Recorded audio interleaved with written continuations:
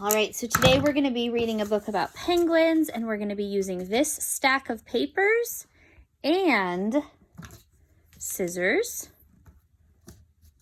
a glue stick, a pencil, a white crayon, and a black marker. I can't find my black marker right now, so I'm going to use a black crayon. All right? So let's start with our story. It's called The March of the Penguins. So it's all about a penguin called an emperor penguin. This is Antarctica, the harshest place in the world to live. The average temperature is 40 degrees below zero, and that's in the summertime. It's very cold there. Very few animals call Antarctica home. That's good news for the emperor penguins. When they come out on land, they have the place almost all to themselves. It is March. Here in the southern hemisphere, summer is over and winter is about to begin. The penguins have been feeding in the ocean for 3 months. Now their bellies are full, so they bound out of the sea to go. So they jump out onto the sea onto their bellies. They kind of slide on a very long walk. Look how they're all cute in a line. They must walk day and night, sometimes for more than a week. They are on their way to a nesting ground, which is 100 miles away. When they get tired of walking, they give their feet a rest and they slide on their bellies instead. How fun. I wish we could do that. Finally, the penguins arrive at the nesting ground.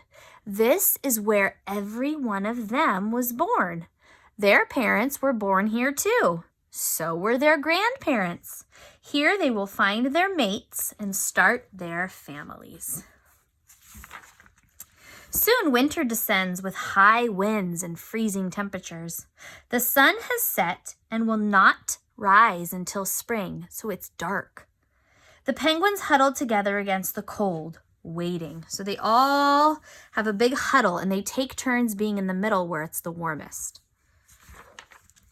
One day in early June, in the very middle of winter, the females start laying their eggs. As soon as the eggs are laid, the mother must return to the sea to eat. But before she leaves, each mother carefully passes her egg to its father. So there's the mama, has the egg right in here, and the daddy's like looking and smelling, and then he kind of gets it with his beak, and he puts it in between his little feet right there. This is a very delicate process. The father makes a nest for the egg on his feet, keeping it safe and warm beneath a flap of skin on his belly. While the fathers care for the eggs, the exhausted mothers have to march again. The moon and the stars light their way. Many miles of ice have formed along the shore, so they must walk even farther this time, farther than 100 miles. When the mothers finally get to the sea, they are eager to take the plunge. So they're going into the sea to eat because they haven't eaten in a long time. Water is the penguins' true home. They can hold their breath for over 15 minutes and dive to a depth of over 1,700 feet, where they eat fish, krill, and squid. Finally, winter begins its slow retreat, and light returns to the South Pole. Now the sun is coming up. It's time for the eggs to hatch. This newly hatched chick is hungry, but there's nothing to eat. His mother hasn't gotten back from the sea yet. She hasn't arrived to feed him. The father coughs up a milky liquid. So the father has something in his throat. He coughs it up and he feeds it to the penguin. Even though he hasn't eaten in over 100 days, he has kept this tiny meal in a small crease in his throat just for a baby. So he kept it in his throat in like a little pocket just for the baby when it hatched. Then the mothers return full of food for themselves and their babies. The hungry fathers give the babies to their mothers, and then the fathers go to the sea. It's their turn to eat. Like the sunlight, the chicks grow stronger every day. First, they perch on their mother's feet. Then it's time to take their first steps. For the next several months, as the chicks explore and grow, the parents take turns traveling back and forth to the sea for food. The chicks spend more time together. But that doesn't mean they forget their parents. Mommies take care of them. And daddies. It is now September, the middle of the summer, and the chicks are almost grown. They are ready to leave the place where they were born. Although they have never even touched the ocean, they somehow know the ocean is where they're supposed to go. So one day they take the plunge and they go home to the ocean for the first time. For 4 years, till they're 4 years old, the chicks live in the sea.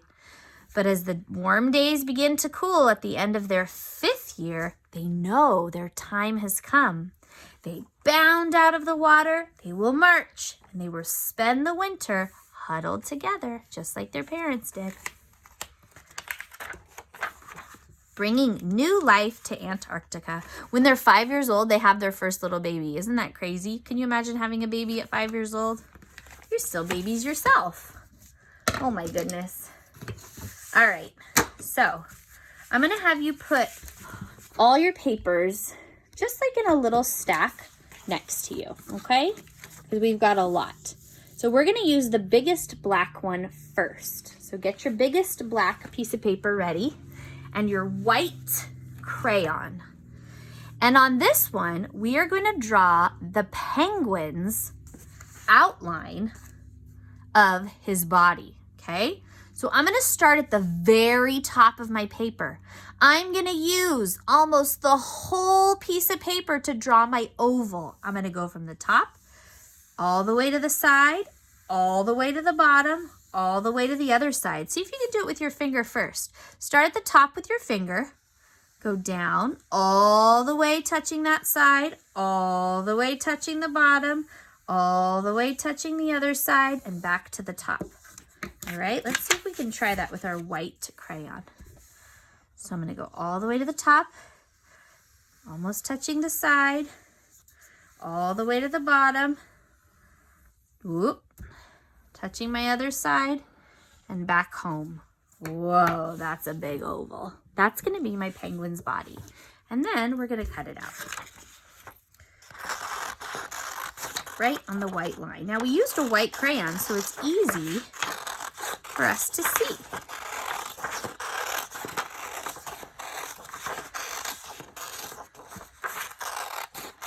And then we're going to flip it over because that's going to be the back. I don't want to see any of these white lines there. Okay? I'm going to put it over here to the side. Next, I'm going to find my black paper that looks like a rectangle. Okay? This is going to be my penguin's head. And if I'm going too fast, you can always press pause, okay? Because everybody cuts at different speeds. Some people are fast cutters. Some people cut slowly. So you can press pause if you need to. I'm going to draw a big penguin head on my paper. You don't want it to be a small penguin head because we're going to put eyes and a beak on there. All right? So draw your penguin head and then cut it out.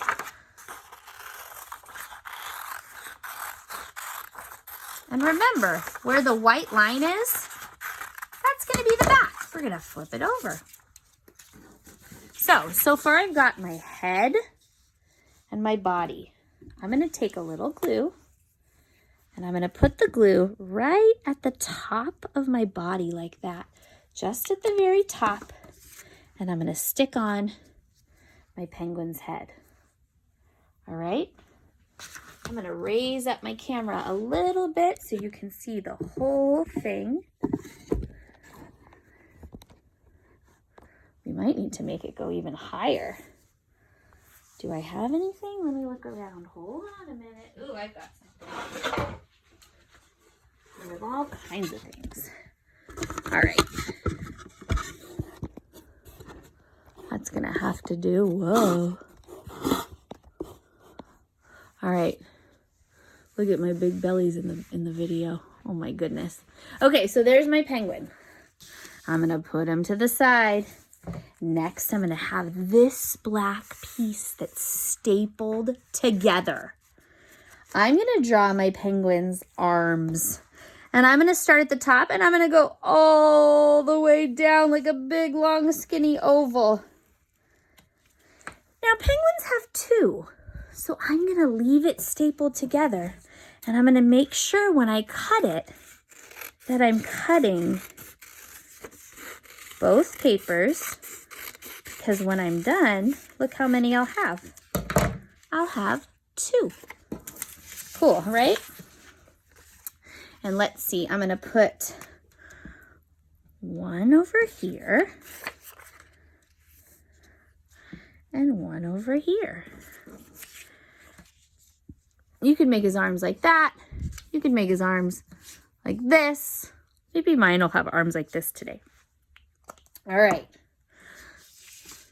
Looks good. Press pause if you need to.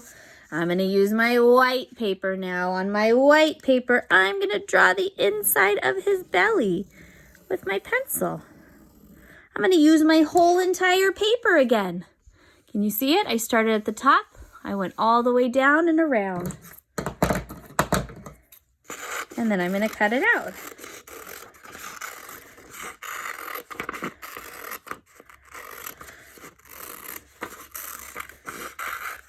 And I'm going to put glue all over my piece. Look at this. All on the edges, because I don't want it to pop up.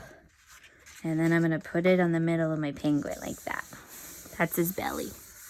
All right. We've got 3 more things to do. On your other white paper, this is going to be used for his eyes. So remember, my paper is stapled together. There's 2 of them. So I'm just drawing one eye. I'm going to cut it out. And then when I cut it out, I'll magically have 2, right? And his eyes will go on his head. 1, 2. And I'll use my black crayon and I'll color a little bit in the middle. So far, so good. He's so cute. I can't wait to see yours. Then, the big orange paper that's not stapled together. Watch this. I'm going to draw the letter V. See if you can draw the letter V and connect it. That turns into a triangle. I'm going to cut it out. That's going to be my penguin's little beak. And then I'm going to glue it onto his face. Oh, he's so cute. So, so, so cute. All right, ready for the last one? His little feet. Watch what I'm going to do for his feet. I'm going to make like a rainbow, which is like an arc, right? See if you can make that shape. And then I'm going to connect it at the bottom. Those are going to be his little feet. And then I'm going to cut it out. And remember, your paper is stapled together, so you have 2. I'm going to put a little glue at the bottom of him. Put a little glue at the bottom of him. Put 1, 2 feet. There he is. So when you're done, your penguin should look like that. Press pause if you need to. I can't wait to see your penguins. Have your mommy or daddy send me a picture of your penguin. I can't wait to see it.